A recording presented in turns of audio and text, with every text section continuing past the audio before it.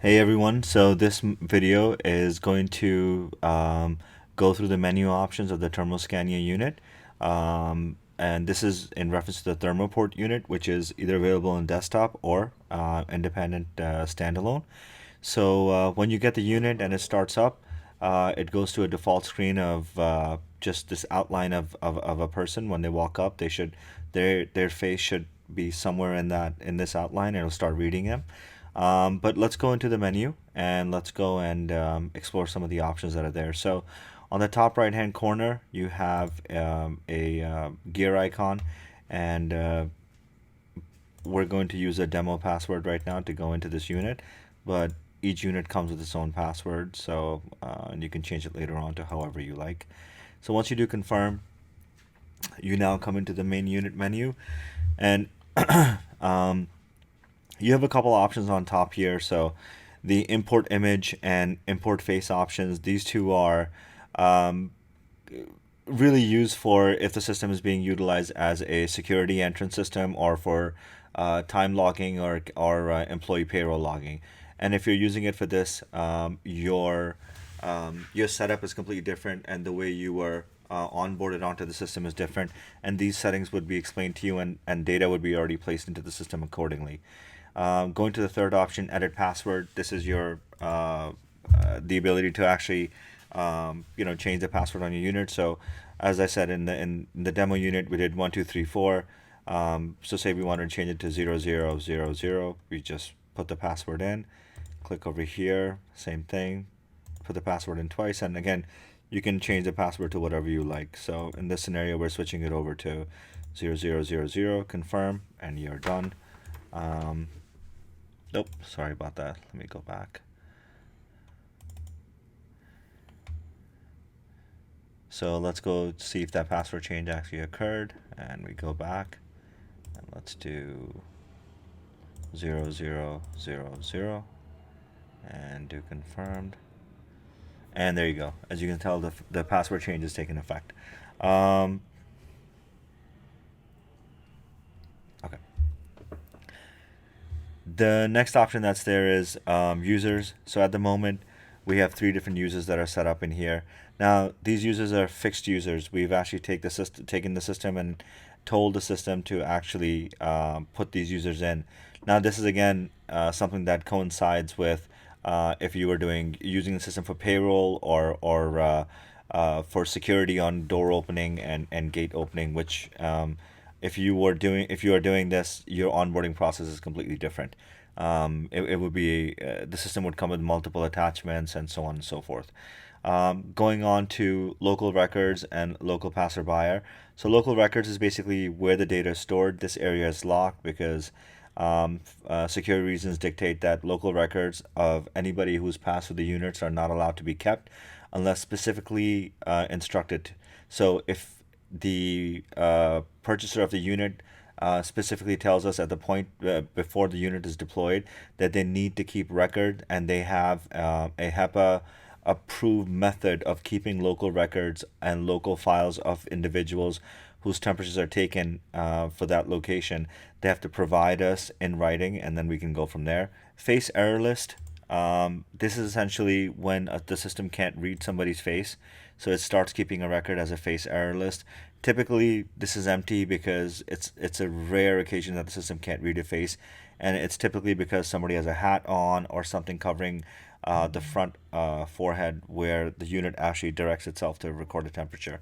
Um, Local record, local record is basically the unit keeping a record of anybody who's gone through, be it approved as far as temperature reading is normal, or failed because the temperature reading is above what's considered normal by CDC standards. Local passerby is a default option. It stays active. It's essentially the unit is just capturing anybody who's walking past it. So this stays on by default because the camera needs that. Heartbeat switch is always on by default as well. It's a parameter that's needed when measuring temperature. So turning this off reduces the accuracy of the unit. It should always be left on. The interval level 3 is also a default measure, should not be tampered with. It should remain where it is. The server URL for the cloud storage, if an organization would like to have this all of the images sent to a remote server, they have to provide us a secure HTTPS secure server with HEPA guidelines approved that the unit is allowed to transmit data to an outside location where the data can be kept. The default URL that's here, it's what we call a dead terminal, dead node. So the information doesn't go anywhere. It terminates within the unit. So there's no place for it to go. In the control mode options, you have enable IC card, enable human witness comparison, enable two-in-one reader, enable relay mode, validity period. All of these options are options which are enabled when the system is used in conjunction with an additional security system or an enhanced video surveillance system. If you wanted to utilize the system for door entry, you could utilize the system for door entry using the IC card and the reader option as well. So the system has the capability of integration into door entry system and security systems as well. Face recognition parameters. So recognition threshold, ASSAY,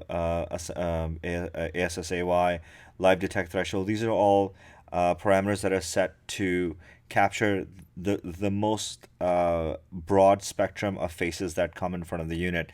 By default, we can't predict who's going to be coming in front of the unit. So these settings are the most let's just say broad in being able to read anybody's face who comes in front of the camera. The only time they're actually touched or modified is if you have certain parameters that need to be met as far as a location that may be that may have like hazard suits that need to be kept on or whatever the case is. So by default, the temperature should not the parameter should not be tampered with. Broad parameter options. So enabling watchdog, everyday restart. These are all options that are there. So enable watchdog essentially allows the unit to act like a watchdog. It has a come to life function where when it senses movement, it comes to life. Again, these things are all a part of integration into a larger surveillance or security system or door entry system. Everyday restart basically cleanses the memory of the system to assure that all of the call logs that were recorded for that day are depleted and the unit starts fresh every single day. Reboot time is just a system default. Mute by default is cutting off the audible sounds that come out of the unit. So you don't want to cancel this. You want the unit to be audible so that when somebody goes in front of it, if they have a hearing impairment or if they have a visual impairment, they can hear the unit audibly telling them to go closer to the unit, or if the scan wasn't done properly, they can go and rescan themselves as well. The board model is something that's fixed, and OSS service is also something that should remain off. Temperature parameter options. This is most likely the one that one option area that you might go into. Celsius to Fahrenheit. This is set by default. So if you did have a reason to go to Celsius, you would just click this, and the toggle will go by default to Celsius. But since in the North American market we're typically using Fahrenheit, our default is Fahrenheit. Temperature measurement mode, this is on. This is basically letting the unit know that for every person who comes in front of the unit, we want to capture temperature. The highest temperature that we're allowing before somebody can get green access is 99.5 degrees, and minimum temperature has to be 93.2 degrees. The module and compensation, all of these are hardware setting that really don't get adjusted. What you do have the option to do is enable check face mask and enable must face mask. In enable check face mask, what will happen is that the unit will actually give a prompt to somebody who is not wearing a face mask that they should have the face mask on. And enable must face mask, what it'll do is it'll force the person to actually have a face mask on, or else it won't take a reading. So both are great options, especially if you want to implement a certain policy in a facility. Use as you would, depending on what your visitor policy or employee policies are.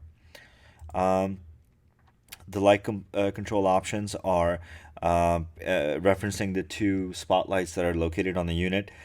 These should remain where they are unless you're in an area that's darker and the unit has an issue reading. So unless a unit gives you prompt where it says that it's got a problem reading, you should not touch these. So essentially, this is the amount of lumens of light that's being thrown out onto the person coming in front, and it helps the unit calibrate itself and get a proper and accurate reading from any user who's coming in front of the camera. Configuration of the camera is basically the hardware settings. Again, none of these should really be touched, but we'll go over it real quick. Camera direction is when it says direction is back, because we're using a secondary device, which is a thermal imaging camera. We've taken the back camera and used that axis, so that's why it says back. Preview direction 270 degrees. This is what gives you that portrait view of the camera screen. And flip and transverse are something that we don't really need to reference. It's only if the unit's mounted in an area where the camera is facing one way and the unit's facing another way. Um, the configuration of the camera is again, sorry, we just went over that. The close gate time is also referencing the security option. So if you were to use this with a security system, when a face is recognized and the face is matched to a logged or authorized user, this is the amount of seconds. Essentially, let's say a buzzer would go on for the door to open for somebody to pass through. So this is just time controlled for that. Custom text field. So this allows you to add couple of different options. Again, if you're integrating the unit with a security system. Start LED, end LED, integral point. Again, these are with security system settings. Center weight is also a security system as well. Save certification image. Again, if this was being used as a payroll or a entry level, these are all options that coincide with that. So essentially, the unit, when being used as a temperature monitoring system, is really by default set up to capture the most broad spectrum of people coming to get measurements, and and you know it really doesn't need a lot of customization. So at the last setting, going into enter system settings, you can actually go to the hardware itself and see all the other things that are there. If you wanted to enable Wi-Fi, you can enable Wi-Fi from here. You can also enable Bluetooth if you wanted to attach a Bluetooth mouse and keyboard for future purposes. You can do that as well. And it just kind of gives you the health. Really, all the defaults here are essentially not going to be used. Um, in the sound and notification, you can go and enable the sound or disable the sound. So for the moment right now, we have disabled the sound for a point of video, but there you go. You can hear the alarm volume should really be on a comfortable level. You can play with this a little bit and see what suits you guys well. But typically, this is the setting that the unit ships out with, right about here. So all the notifications are at a comfortable level where they don't become a nuisance in the area, in the lobby, or in the room. So that's really it, guys. These are all the options that are present in the unit. If you're using it just as a thermal imaging unit for safety check-ins for people visiting or employees in the facility, this video should cover all the options that you might have to access. If you're using it for anything else, then we have more detailed videos on that, and that system is a completely, it's a more broad system. If you have any questions, please visit thermoscania.com, TERMOSCANIA.com, and click on the info link and send us your questions, and we'll be more than happy to assist.